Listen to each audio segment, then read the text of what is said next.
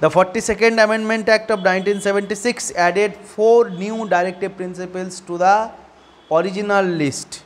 They require the state. 42তম amendment act 1976 সালের 42তম অ্যামেন্ডমেন্ট অ্যাক্টকে কী বলা হয়? Mini constitution. তার মধ্যে দিয়ে বা তার মাধ্যমে 4টে directive principle of state policy ঢোকানো হয় অরিজিনাল লিস্টের মধ্যে, যেগুলো বলে স্টেটের করণীয় কী বা স্টেটের দরকার।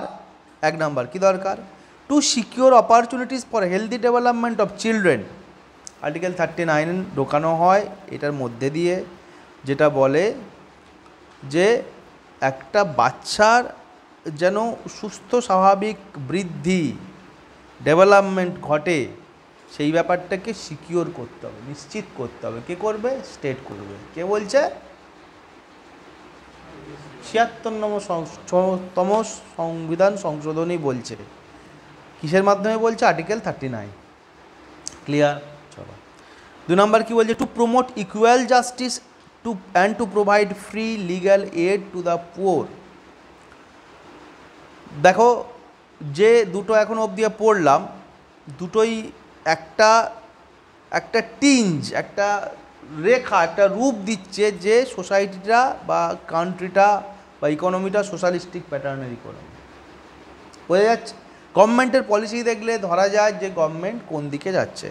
টু প্রমোট ইকুয়াল জাস্টিস, সকলের জন্য সমান বিচার ব্যবস্থা, বিচার যেন সকলের জন্য সমান হয়। And to provide free legal aid to the poor.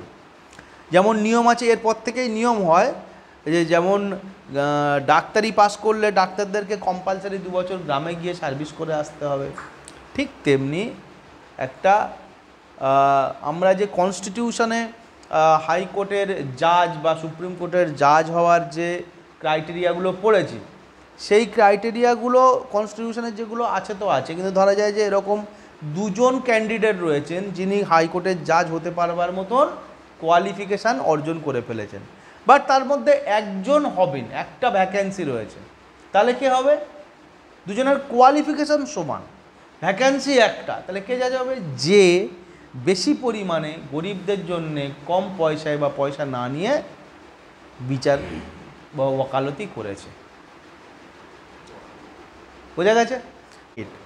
3 number, to make steps to secure the participation of workers in the management of industries. Okay, ওয়ার্কারদের ওপরে যে এক্সপ্লয়টিভ অ্যাটিটিউড টুয়ার্ডস ওয়ার্কার যেটা থেকে থাকে বরাবর ইন্ডাস্ট্রির ক্ষেত্রে মালিক পক্ষের তরফে, সেই ব্যাপারটায় ওয়ার্কারদের জন্যে একটা ডিপিএসপি ঢোকানো হলো, যাতে বলছে ওয়ার্কাররাও ম্যানেজমেন্টের কাজে পার্টিসিপেট করবে। কারখানার কোম্পানির কি প্রোডাকশান হবে, কি ওয়েলফেয়ার হবে, ওয়ার্কারদের কি ওয়েলফেয়ার হবে, সেই ব্যাপারে ডিসিশান ওয়ার্কারদের তরফ থেকেও কিছু কিছু ওয়ার্কাররা জানাবে। এই নয় যে ওটা ওপর থেকে নিচে ম্যানেজমেন্টই কেবল বলবে ওয়ার্কারদের জন্য। 4 নাম্বার কি? To protect and improve the environment and safeguard forest and wild life. দেখো, এটা কত একটা কি বলা যায় সময় উপযোগী একটা ডিসিশান ছিল। আমরা কবে থেকেই এনভায়রনমেন্ট এবং ফরেস্টকে সেফগার্ড করার জন্যে আইনানুগ ব্যবস্থা যাতে নিতে পারি বা আমাদের কনস্টিটিউশনের মধ্যে যাতে থাকে, সেই ব্যাপারটা কবে ঢোকানো হয়েছে? 1976 সালে। সুতরাং এই বিষয়ে যদি কখনো কোনো প্রশ্ন আসে, এনভায়রনমেন্ট বা ফরেস্ট বা ওয়াইল্ড লাইফ, তোমরা খুব সহজেই এইটার মেনশান করতে পারো যে 1976 সালেই কিন্তু গভর্নমেন্ট এই ব্যাপারে নজর দিয়ে আমাদের ডিপিএসপির মধ্যে এটাকে ঢুকিয়েছে। The 44th Amendment Act of 1978 added one more directive principle. 44তম অ্যামেন্ডমেন্ট কী করেছিল? 1976-এর ওপরে অনেক রদবদল যেগুলো হয়েছিল, চেঞ্জগুলো, সেগুলো আবার আগের অবস্থায় ফিরিয়ে দিয়েছিল। এরা কি করলো? এরা নতুন ডিপিএসপি ঢোকালো। কি বলছে? Which requires the state to minimize inequalities in income, state facilities and opportunities. Article 38, তাই না? যাতে ইনইকুয়ালিটিসটা কমে যায়। আমরা এখন কি দেখছি? গত 30 বছরে ইনইকুয়ালিটিস কন্টিনিউয়াসলি বেড়ে গেছে। তোমাদের কি মনে আছে কে কার্ভ ইকোনমির একটা ক্লাস করিয়েছিলাম আমরা, বা কে সেফট রিকভারি, যে ইনইকুয়ালিটিস কীভাবে বেড়ে গেছে ধীরে ধীরে? Yes. The 86th Amendment Act of 2002 change the subject matter of article 45 and made elementary এডুকেশনে fundamental rights under article 21A। সুতরাং এলিমেন্টারি এডুকেশান যে কিনা এতদিন ডিপিএসপি মধ্যে 45-এর মধ্যে ছিল, সেটা হয়ে গেল 21 এর একটা ফান্ডামেন্টাল রাইটস। অর্থাৎ এলিমেন্টারি এডুকেশান না দিলে এখন তুমি কোর্টে যেতে পারো গভর্নমেন্টের বিরুদ্ধে এইটার বিচার চাইতে। এটা কবে হলো? 2002-এর 86তম সংশোধনীতে। পুরো প্যারাটাই খুব ইম্পর্টেন্ট, বারবার পরীক্ষায় আসে, প্রিলিতে আসে, মেনে আসে যে 86তম সংশোধনী কবে হয়েছে? 2002-তে।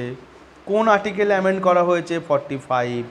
কোথায় ঢোকানো হয়েছে? 21A-তে। ডিপিএসপি ছিল, হয়ে গেল fundamental rights, subject matter elementary education for children. Okay, the 97th amendment act, 97তম অ্যামেন্ডমেন্ট অ্যাক্ট 2011-তে কী বলছে? Added a new DPSP directive principle relating to cooperative society. It requires the state to promote voluntary formation, automation, functioning, democratic control and professional management of cooperative society, Article 43B, যার মধ্যে সোজা কথায় cooperative society তৈরি করার জন্যে মানুষজন যাতে উৎসাহিত হয়, তাদের জন্য ব্যবস্থা করা হয়, স্বশাসনের ব্যবস্থা থাকে, ডেমোক্রেটিক কন্ট্রোল থাকে, প্রফেশনাল ম্যানেজমেন্ট হয়, এইসব বিষয়গুলোর জন্য নজর দিতে বলা হলো।